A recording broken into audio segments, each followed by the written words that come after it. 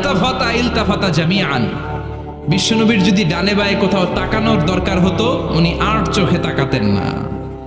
অনেকে এইভাবে বসে আছে, ডানে এমনি তাকায়, এমনি আছে না নাই? এইভাবে এমনি তাকায়, আছে না নাই? এইভাবে তাকানো যাবে না।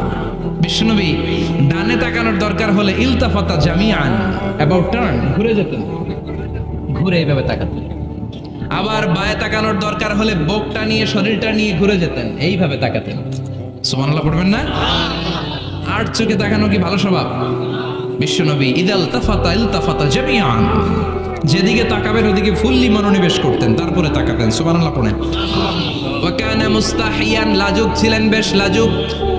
এখন সমাজে লাজুকতা নাই, লাজ শরম আমরা হারাতে বসেছি, ঠিক কিনা?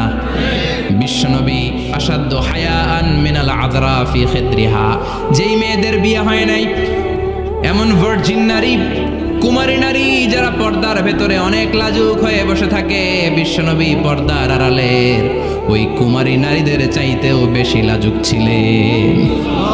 এত লাজুক ছিলেন, এত লাজুক ছিলেন, লজ্জা পেলে চেহারাটা বিশ্বনবী লাল হয়ে যেত।